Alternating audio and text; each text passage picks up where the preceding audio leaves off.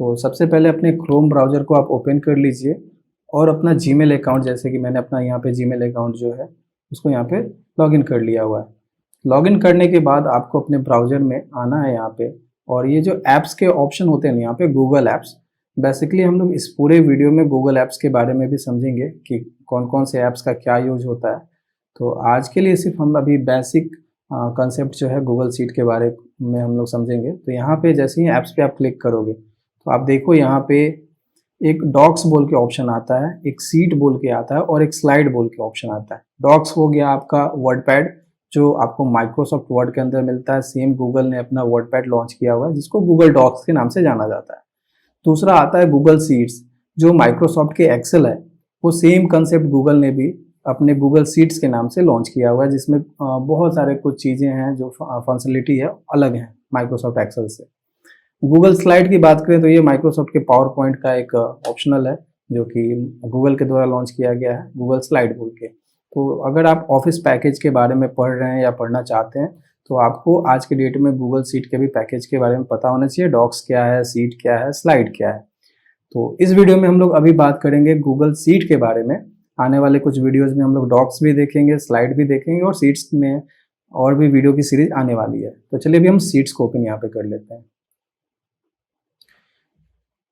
आप directly URL में जाके यहाँ पे ये जो बॉक्स है इसको यूआरएल बॉक्स बोलते हैं, यहाँ पे भी जाके docs.google.com/spreadsheet अगर टाइप करते हैं तो आपको ये डायरेक्ट गूगल शीट की पेज खुल के आ जाएगी।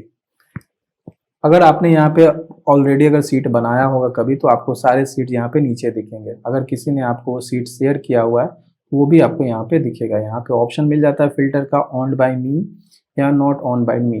ठीक है, तो अभी सिंपल सा हम काम करने वाले हैं। एक ब्लैंक स्प्रेडशीट खोलते हैं, मतलब कि एक ब्लैंक एक्सेल की फाइल खोलते हैं और देखते हैं कि क्या कुछ अलग है गूगल शीट में कंपेयर अगर करते हैं माइक्रोसॉफ्ट के एक्सेल से।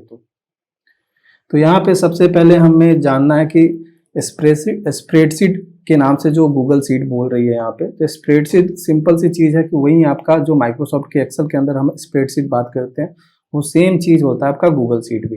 ठीक है, अभी यहाँ पे हम गॉट इट करते हैं यहाँ पे। ठीक है, अगर आपको मैं बताऊं सेल्स के बारे में, तो जैसा सेल्स और कॉलम और रो जो आप माइक्रोसॉफ्ट एक्सेल में देखते हैं, सेम यहाँ पे भी देखिए ये जो है कॉलम ए हो गया, ये कॉलम बी हो गया, कॉलम सी हो गया, इस तरह से करके आपके कॉलम हो गए। और जो ये नंबरिंग पैटर्न हो गया नंबर 4 के ये पूरे, तो ये हो गया आपका रो।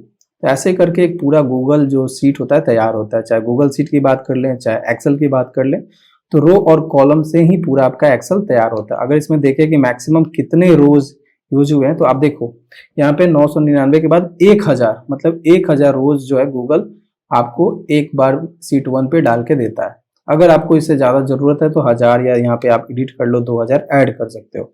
ये इसलिए क्योंकि ये लाइव सीट है, तो बार बार आपका मतलब कि 10,000 या 50,000 डेटा लोड करना टफ हो जाएगा, लिंक स्लो हो जाएगा आपका। इसलिए गूगल यहाँ पे 1000 पे लिमिटेशन लगा के आपको देता है। ठीक है, तो यहाँ पे इसके बाद हमें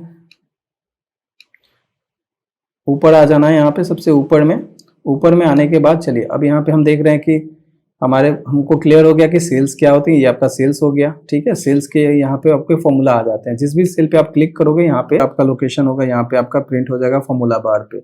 आगे बढ़ते हैं, रो और कॉलम भी मैंने आपको यहाँ पे अभी क्लियर कर दिया। अब इसमें बात आती है कि डेटा एंट्री का काम अगर आपको करना है तो वो आप काम यहाँ पे कैसे कर सकते हैं। तो डेटा एंट्री के लिए सिंपल सा होता है, यहाँ पे आप सीरियल नंबर दे दो।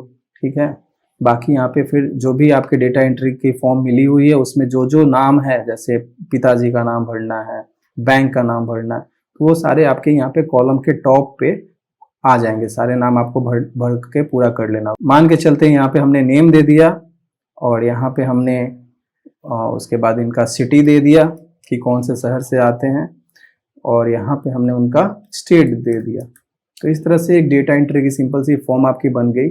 और इसमें अगर आपको एंट्री करना है तो आप यहाँ सिंपल 1 कीजिए, नीचे 2 कीजिए और 2 सीक्वेंस को ऐसे पकड़कर आप यहाँ पे ड्रैग कर सकते हैं ऐसे। तो ये नंबरिंग आपको जहां तक लेके जाना है ड्रैग कर दीजिए, ऑटोमेटिक वो नंबरिंग आपकी हो जाएगी। फिर इससे आगे अगर बढ़ाना है तो आप 19-20 को पकड़िए और यहाँ से फिर इसको आप ड्रैग कर दीजिए ऐसे।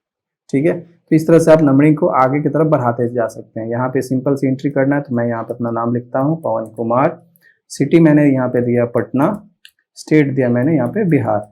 इस तरह से करके आपकी एंट्री जो है डेटा में नीचे की तरफ होती जाएंगी। तो ये आप बेसिक समझ गए डेटा एंट्री करने के बारे में। अगर मैं बात करूँ यहाँ पे कि मैं इसी तरह से कुछ और नाम जो है, जैसे यहाँ पे डालता हूँ रोहन कुमार, ठीक है, और यहाँ पे मैंने इनको लोकेशन दे दिया सिवान, ठीक है, स्टेट हो गया बिहार। तो इस तरह से आप जो एंट्री अपना कंटिन्यू कर सकते हैं।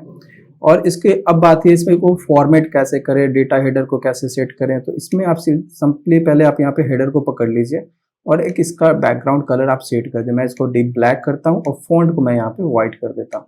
तो जो आपका डेटा है थोड़ा सा पहले से साफ सुथरा दिखने लगेगा और प्रॉपर फॉर्मेट हो जाएगा। फिर आप यहाँ से अपना जो भी डेटा है उसको जहाँ तक आप चाहते हैं बॉर्डर लगाना, यहाँ से नीचे तक आ जाएगा। ऐसे आने के बाद आपको यहाँ पे दिख रहा होगा ऑप्शन बॉर्डर्स का, बॉर्डर्स पे जाना है और ये ऑल बॉर्डर्स का ऑप्शन होता है, यहाँ पे बॉर्डर हम लगा देंगे। तो अब जो आपका डेटा है प्रॉपर फॉर्मेटिंग हो चुका है, जिससे आप प्रिंट कर सकते हैं और प्रिंट के बाद आसानी से इसे स्टडी के काम में ला सकते हैं। तो ये हो गया बेसिक गूगल शीट के कंसेप्ट जिसमें कि हम लोग समझ रहे हैं कि कैसे रो में एंट्री करते हैं, कॉलम क्या होता है। और अब थोड़ा सा इसको हम लोग समझ लें कि कैसे ये गूगल शीट जो है यूज करना है किसी को शेयर करने के लिए फाइल वगैरह। तो अभी यहाँ पे देखिए इस स्प्रेडशीट का यहाँ पे कुछ भी नाम नहीं दिया हुआ है। तो पहले तो इसको हम नाम दे देंगे डेटा एंट्री फॉर्म, ठीक है। ये हमारा गूगल शीट का नाम हो गया। यहाँ पे नाम होने के बाद यहाँ पे आप इसमें एक ऑप्शन आपको मिल जाता है शेयर का। यहाँ पे आप जैसे शेयर पे जाओगे ना, तो जिसको भी आपको ये सीट शेयर करना है उसकी ईमेल आईडी आपको यहाँ पे देनी पड़ती है। तो मान के चलिए मुझे अगर ये सीट किसी को शेयर करना है तो मैं उसकी ईमेल आईडी यहाँ पे डाल दूंगा और यहाँ पे शेयर का ऑप्शन आ जाता है। सपोज मैं एक अपना ईमेल देता हूँ, यहाँ पे ये मैंने अपना ईमेल यहाँ पे डाल दिया। मैंने जैसे ही डाला तो आप देखो नीचे हिंट पे यहाँ पे मेरा ईमेल वैलिडेट हो गया। और मैं जैसे इस पर क्लिक करता हूँ तो ये मुझसे पूछेगा कि इस यूजर को आप क्या एक्सेस देना चाहते हैं, एडिटर का, व्यूअर का या कमेंटर का। इसका मतलब हुआ कि अगर एडिटर एक्सेस उनको देते हैं तो आपके साथ साथ वो भी सीट में मॉडिफिकेशन या चेंजेस कर सकते हैं। अगर मैं उनको व्यूअर एक्सेस देता हूँ तो वो सिर्फ मेरे द्वारा मॉडिफिकेशन किए गए चीज़ों को देख सकते हैं, वो कुछ मॉडिफाई नहीं कर सकते हैं सीट में, ठीक है। और दूसरा एक कमेंटर का ऑप्शन है कि वो सिर्फ अपने ऑब्जर्वेशंस को एज ए कमेंट वहाँ पे पब्लिश कर सकते हैं कि यहाँ पे सुधार होना चाहिए, यहाँ पे सुधार होना चाहिए, ठीक है।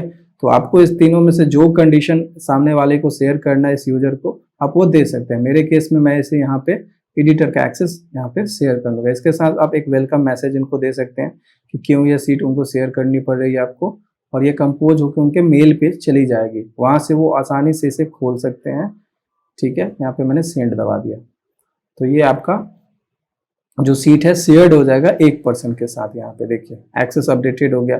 अब वो आदमी जैसे ही अगर लॉगिन करता है सीट को खोलता है तो उसकी प्रोफाइल पिक्चर जो है यहाँ पे आना स्टार्ट हो जाएगा। तो एक सीट पे कितने लोग काम कर रहे हैं आप उसे भी आसानी से यहाँ पे देख सकते हो।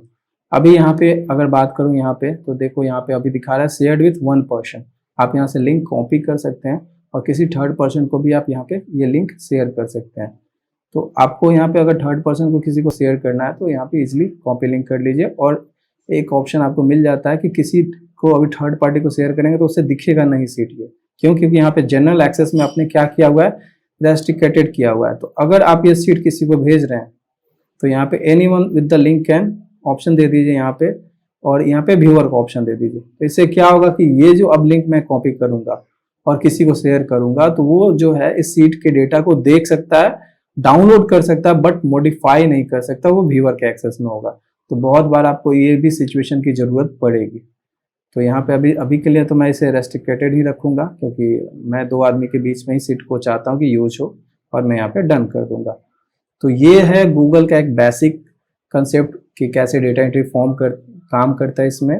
और आगे के वीडियो में हम लोग इसे और भी स्केल मोड में देखेंगे कि कैसे आप गूगल शीट को डेटा एंट्री के फॉर्म में अगर यूज करते हैं तो और भी चीज़ें कैसे यूज करना है, इसके साथ फॉर्मूला कैसे यूज करना है, इसके साथ आपका वी लुकअप हो गया, एच लुकअप हो गया, एक्सेल में यूज होने वाले वो सारे टॉपिक्स हम लोग इसमें एक 1 बाय 1 करके हम लोग कंप्लीट करते चलेंगे। तो आज के वीडियो के लिए इतना ही, मिलते हैं आपसे अगले वीडियो में, तब तक के लिए धन्यवाद।